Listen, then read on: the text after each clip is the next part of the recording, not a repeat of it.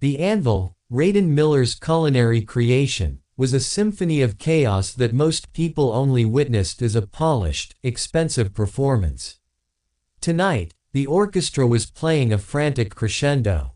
Raiden, the maestro, stood at the pass, his crisp, white executive chef jacket bearing the small, elegantly embroidered initials RM. He was a man transformed from the awkward boy he once was, lean, focused, with the kind of intense gaze that could grill a steak without fire. His current task was a delicate one, ensuring the saffron threads on the bouillabaisse were perfectly arranged for an influential food critic seated at table 9. His phone vibrated, an aggressive tremor against his hip bone. Raiden ignored it, but when it persisted, he knew it had to be his fiancée, Anya, whose calls always superseded the dinner rush. He swiftly delegated the plating to his seasoned sous chef, Marcus, and retreated to the dimly lit corridor connecting the kitchen to the staff lockers. "Hey, my love, give me 2 minutes. We're getting crushed," Raiden whispered, his voice still edged with the urgency of the kitchen. Anya's voice was low, almost a strained whisper. "Raiden, I just got off the phone with the Harrington Hall event manager. There's a problem with our date. A serious one." Raiden felt a cold draft, despite the heat radiating from the kitchen. "A problem? What kind of problem? We paid the deposit for the grand ballroom months ago. The contract is ironclad. They claim there was a long-standing, informal, hold on the weekend we chose. Apparently, the Vandenberg family is using it for a rehearsal dinner. They say they've always used that weekend for family events, and the hall staff, accidentally, released it to us." Anya's frustration was palpable. "But get this," the manager said, "the person causing all the trouble, the one who called demanding we release the date immediately, was Alara." The name hung in the air, sharp and unwelcome. Alara Vandenberg. Raiden hadn't heard that name, much less spoken it, in over 7 years. It belonged to a ghost of humiliation and a past he had worked tirelessly to incinerate. Alara, the childhood friend, the local, golden girl, and the unintentional architect of his deepest adolescent shame. Alara, Raiden repeated, the name tasting like ash on his tongue. Why on earth is she involved in her sister's wedding logistics? And why is she demanding anything from us? What did the manager say her rationale was? She said she knows you. That you two go way back, and that she was sure once you heard it was for her family, you'd graciously step aside. She was so unbelievably arrogant, Raiden. I had to hang up before I said something I regretted. She even mentioned something cryptic about respecting old alliances." Anya sounded genuinely distressed. Raiden's jaw clenched. "Old alliances," he scoffed. "There are no alliances left, Anya. Just a memory I'd prefer to keep in the freezer. Don't worry about her. I'll handle this. Finish up whatever you're doing, and let's have a proper conversation when I get home. I love you." Raiden finished the night on autopilot. Every perfectly julienned vegetable, every flawlessly rendered piece of pork belly, was a distraction from the churning resentment in his gut. The Vandenbergs. They never changed. They always assumed their mere presence, their status, their history, was enough to override everyone else's rights. The Vandenbergs, Mr. Vandenberg, a prominent federal judge, Mrs. Vandenberg, a society philanthropist, and their 2 stunning daughters, Alara being the younger and more formidable, had been intertwined with the Miller family since before Raiden could walk. His father, Titus Miller, a respected but humble baker, and Judge Vandenberg, Silas, had a bond. That was less friendship and more a fixed, symbiotic relationship, Titus's simple honesty balancing Silas's political sharpness. For years, it was an assumed truth in their social circle that Raiden would marry Alara. Alara's mother, Penelope Vandenberg, was the loudest proponent. Raiden as our son-in-law, a little gift from the gods to Alara, she'd declare at every joint family gathering, pinching his cheek affectionately. Raiden, fueled by a deep, adolescent devotion to Alara, didn't mind. He liked the idea. Alara was everything he was not, effortlessly cool, a straight-A student, and possessed of a blinding beauty that made every boy in school stutter. He had tailored his life to be worthy of standing beside her. He pushed himself academically, knowing she valued intellect, though his true passion was always the kitchen. The crushing reality hit him after high school. Raiden received a coveted acceptance to Le Cordon Bleu in Paris for their advanced culinary arts program. Alara, meanwhile, was accepted to a top pre-law program in California. At the celebration dinner, the last one the families would ever truly share, Raiden had presented his Paris acceptance letter, beaming with pride. Mr. Vandenberg's face, usually set in an affable politician's smile, hardened. Paris. That's utterly impractical, Raiden. Alara is staying on the West Coast to focus on her career. A long-distance relationship is out of the question. You need to be here, grounded, supporting her, not chasing some culinary dream on another continent. Raiden's father, Titus, had started to protest weekly, but Silas, this is his dream, a chance of a lifetime. A dream that will fade when he realizes he's too far to matter. Alara cut in, her voice cool and surgically precise. She glanced at Raiden with an undisguised expression of distaste. Look, Raiden, I'm going to be completely honest. The only thing worse than the idea of my mother choosing my husband is the thought of that husband being an absentee chef whose greatest achievement is a fancy omelet. I need a partner who is driven, present, and focused on a serious career path. Stop clinging to me like I'm your only option. You're simply not the caliber of man I need. Her words, delivered in front of their entire families, were a searing brand. Raiden had felt the blood drain from his face, the shame so acute it was physical. She had stripped him of his pride, his ambition, and his childhood crush in one brutal sentence.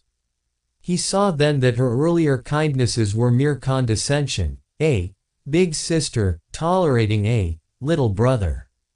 He didn't argue. He just stood up, threw his acceptance letter onto the table, and walked out.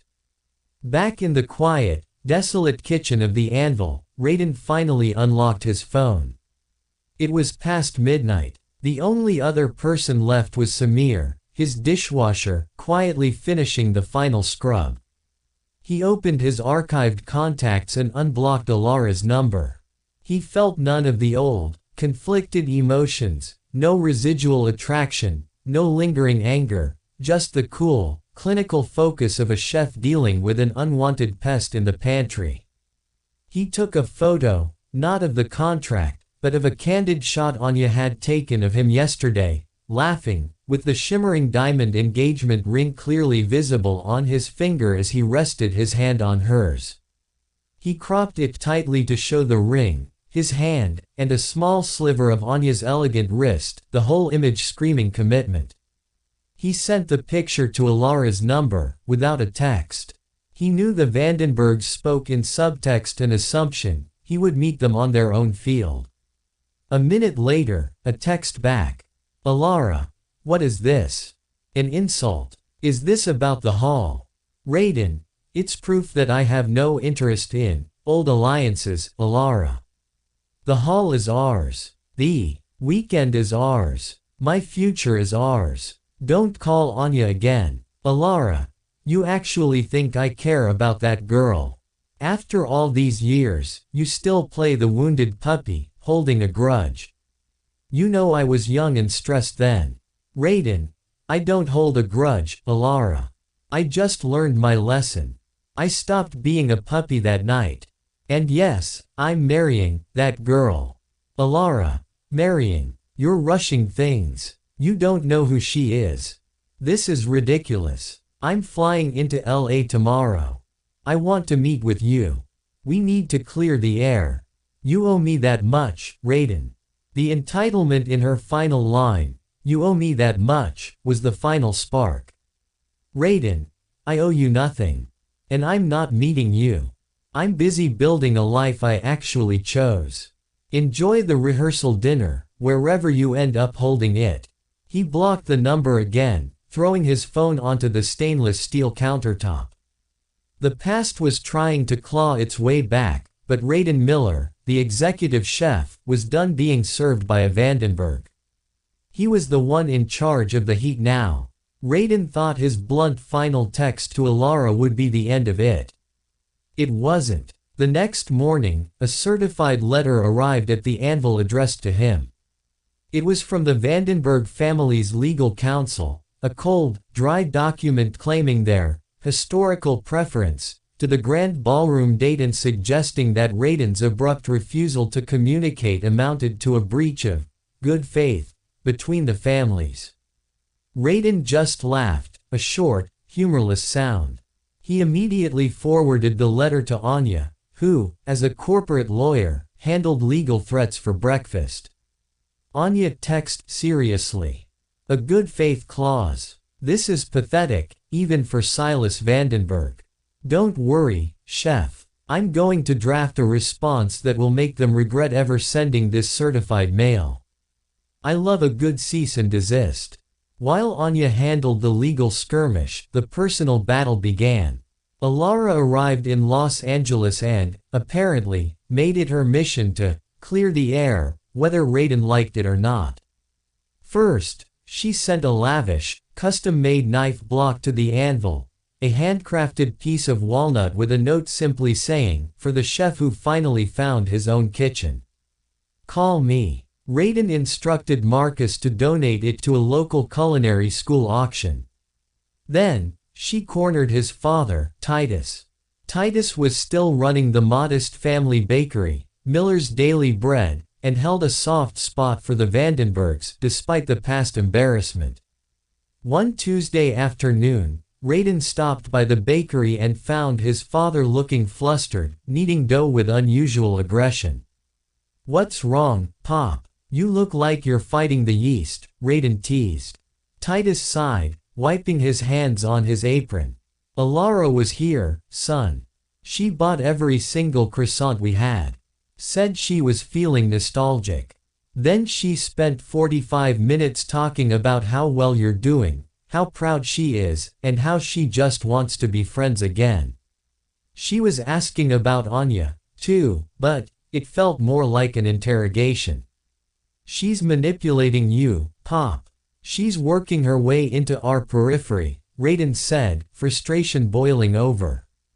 "Did you tell her anything about the wedding?" No, I was careful. But she kept saying, Raiden needs good influences around him, Mr. Miller. Not these sudden, rash decisions. She implied Anya is a rebound, someone you latched onto because you were still hurting from the old days. That was the line. The subtle, yet brutal, insinuation that Anya, his rock and his future, was merely a placeholder, an asterisk in the story of Raiden and Alara. It tapped into the old wound, that Raiden Miller was only defined by his proximity to the Vandenberg prestige. "I'm calling her," Raiden declared, reaching for his phone. "No, don't," Titus pleaded. "Silas's wife. Penelope, she called your mother last night, too. Crying, saying how heartbroken she is that the families are drifting apart.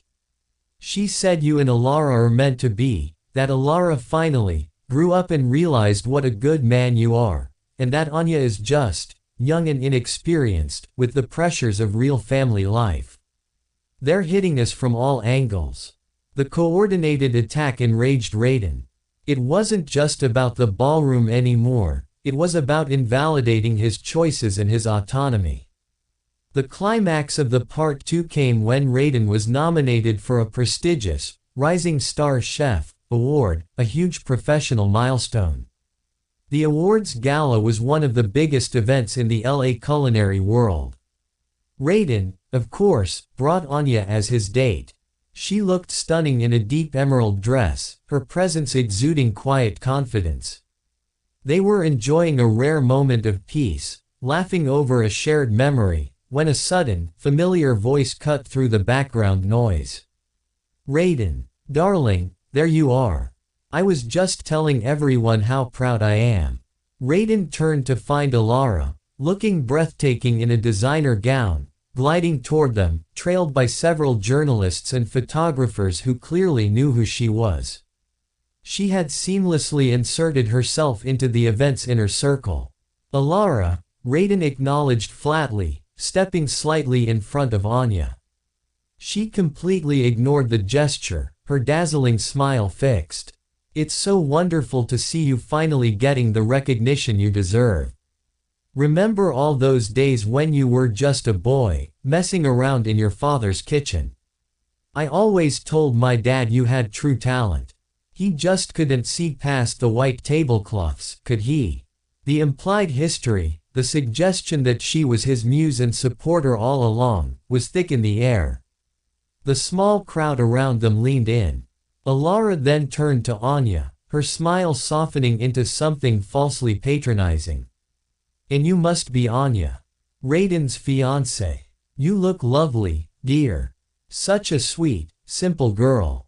I told Raiden it was sweet that he finally found someone to stabilize him. But remember, darling, Raiden needs someone who understands the real pressure of his ambition. Someone who won't hold him back from truly global success. He always was a little naive about what it takes." Anya, the corporate lawyer who specialized in high-stakes negotiations, didn't flinch. Her smile remained warm, but her eyes held a challenge. "It's a pleasure, Alara," Anya said, extending her hand, not for a shake, but for a graceful, proprietary loop through Raiden's arm, pulling him firmly to her side. "But I think you're confusing Raiden with the past version of himself you used to condescend to. He and I are partners. I don't stabilize him, I accelerate him.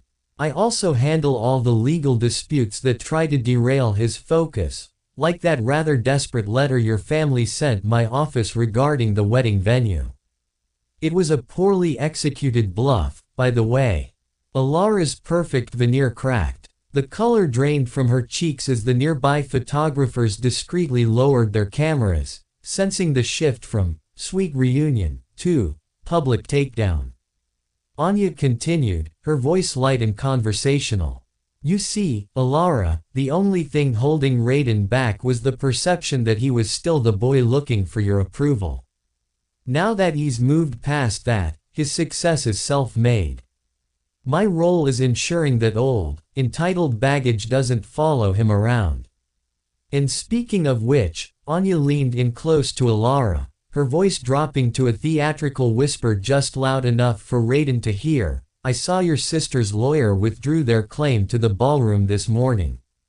Congratulations on choosing a different date. Raiden and I look forward to using our original reservation." Alara stood frozen, her eyes wide with shock and pure, concentrated fury. She looked down at Raiden, then back at Anya, who was now smiling triumphantly. Alara finally managed a shaky, forced laugh. That's wonderful. I'm so happy for you both," she stammered, before quickly retreating, her exit far less graceful than her entrance. Raiden squeezed Anya's hand, feeling a wave of deep gratitude. "You were magnificent," he murmured. "You cooked her perfectly." "I learned from the best, chef," Anya replied, pressing a quick kiss to his cheek. "But she's not done. A Vandenberg never loses face in public without seeking private retribution. Be ready for the next move." Alara's public humiliation at the awards gala intensified her private campaign. After Anya had legally and socially neutralized the wedding venue issue, Alara's actions became less about logistics and more about psychological warfare, aimed directly at Raiden's professional life. 2 weeks after the gala, a notoriously ruthless food blogger, known for tearing down established chefs, posted a scathing review of the Anvil. The review wasn't just critical of the food, it was highly personal. It resurrected the old rumors about the Miller-Vandenberg alliance, painting Raiden as a privileged boy who only opened his restaurant through familial connections that had since soured, implying his success was built on debt and a desperate need to impress his wealthy ex-flame, Alara. The final, pointed line read, "Chef Miller's cooking lacks soul and commitment. Much like his relationships, it feels like a rushed placeholder." Raiden was furious. The timing was too perfect, the tone too vindictive. He knew the Vandenbergs had ties everywhere, and Alara was clearly leveraging them. His business, his meticulously built reputation, was suddenly under siege. He found Alara waiting outside his restaurant late one evening, leaning against a sleek black sedan. She was dressed down, but still radiated the kind of high-maintenance elegance that had defined her since childhood. "I need to talk to you, Raiden." "Alone," she said, her voice soft and dangerously earnest. Raiden walked toward her, his expression hard. "The review, Alara. Was that you?" She sighed, running a manicured hand through her hair. "Partially. I told Bryce about our history. I just wanted people to know the truth, that you and I are a story. That girl you're marrying, she's an interruption, not the narrative. The narrative ended 7 years ago when you humiliated me and my father's work," Raiden spat. "You haven't changed. You still think you can dictate everyone's role, including mine. You threw me away, Alara. You can't just pick me up now that I'm successful." Her eyes welled up, a flash of genuine pain crossing her face. "But I realized I made a mistake. I was scared of my parents, scared of the path they laid out. I dated those guys in college, trying to find someone who could make me feel what you made me feel, that simple, unconditional devotion. But they were all shallow. You were the real thing. I know your favorite dishes, Raiden. I remember the smell of flour and yeast in your hair. I remember the genuine kindness you had before you became this cold, professional shell." She reached out, attempting to cup his cheek, but Raiden instinctively pulled back. "Don't," he commanded. "Stop trying to find the boy you liked, Alara. He died the night you told him he wasn't the caliber of man you needed. That boy took your insult, packed it in his suitcase, went to Paris, and used it to fuel every 12-hour shift for 7 years." He took a deep breath, his voice dropping to a final, definitive whisper. "The real difference between us is this: you finally realized what you wanted, the successful chef you tried to create. I realized what I needed, a life that didn't depend on a Vandenberg's approval. I needed someone who saw Raiden Miller for who he was, not who he was groomed to be. And that's Anya," Alara whispered, the accusation now mixed with a hint of understanding. "Yes, Anya. She saw a chef who needed a partner, not a puppet master. She saw my drive and celebrated it, she didn't try to diminish it. And here's the kicker, Alara, I am already married to her." Alara froze, her face turning ashen. "What? The wedding is next month. We went to the courthouse this morning," Raiden said, pulling out his phone and showing her a discreet photo of him and Anya, smiling, both wearing simple gold bands. "We decided that since the Vandenbergs wouldn't let go of the date, we wouldn't give them the satisfaction of a fight. We made it official, and the large ceremony next month is now just a party to celebrate our marriage. I told you, my future is ours. You lost your claim to me, Alara, the moment you chose your pride over my feelings."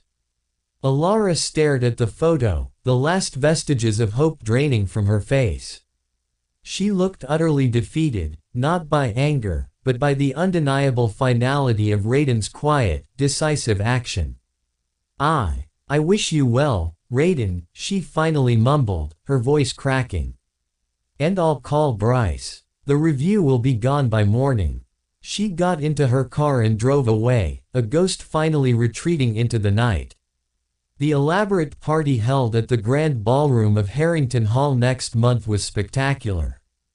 The Vandenberg family was conspicuously absent, but the room was filled with friends, culinary colleagues, and Anya's joyful, supportive family. Raiden stood on the balcony with Anya, overlooking the dance floor. He was in his tailored tuxedo, holding a glass of champagne, feeling a peace he hadn't known since he was a child. "So, Mrs. Miller," he murmured, pulling his wife close. "All our problems are solved. The Vandenbergs are gone, the date is ours, and you, my love, are permanently stuck with a chef." Anya smiled, leaning her head on his shoulder. "I wouldn't have it any other way, Mr. Miller. But I have to admit," she paused, a mischievous glint in her eyes, "I am a little upset that I missed out on the public, dramatic confession of love that the old story promised." Raiden chuckled, thinking about the original tale of public humiliation. He took Anya's hand and kissed her ring, then looked out at the glittering city lights, a landscape he had claimed on his own terms. "Darling, you don't need a public confession. You are the perfect final ingredient to my life. You were worth fighting for, and more importantly, you were worth choosing." He kissed her, a long, genuine kiss, marking the sweet, self-made start to their life together, a life finally free from the heavy, suffocating weight of the past.